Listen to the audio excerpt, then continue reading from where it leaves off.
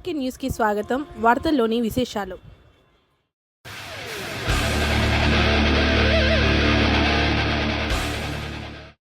బీసీలు కానీ దుల్హన్ పథకం ఇందాక ఎందరు వాపోయారు. ఈ పరిగణాప కూడా చెప్పింది. ఇప్పుడు 10వ తరగతి విదేశీ విద్య మీద లక్షలు ఖర్చు పెట్టి ఏదో వస్తుంది కదా. ఇప్పటికీ ఏదో మొన్న ఆ యూనివర్సిటీతో టైప్ అయిపోయాము, అమెరికాలో యూనివర్సిటీ టాప్ గన్ యూనివర్సిటీతో టైప్ అయ్యాము కాదు.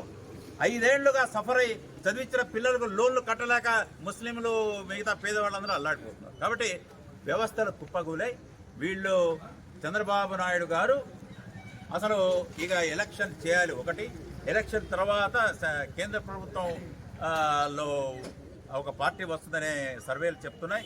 ఆ పార్టీలతో మంచి ఇది బెటర్ కదా.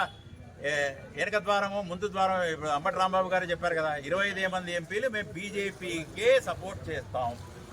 క్లియర్. ఇంకా ముందు ద్వారంలో కాదు, పెద్ద వాకిలి ద్వారా బహిరంగంగా చెప్పారు.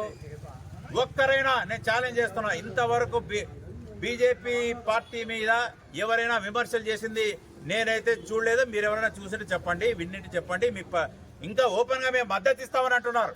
ఇందాక చెప్పినట్లు శాంతమ్మ గారు బీజేపీ నుంచి వచ్చారు ఇక్కడ ఎంపీగా. కాబట్టి ఖచ్చితంగా మీరు వైఎస్ఆర్సీపీ అభ్యర్థులను గెలిపించండి. కందికుంట ప్రసాద్ గారిని మేము చూసాం. ఆయన అందరూ ముస్లింలతో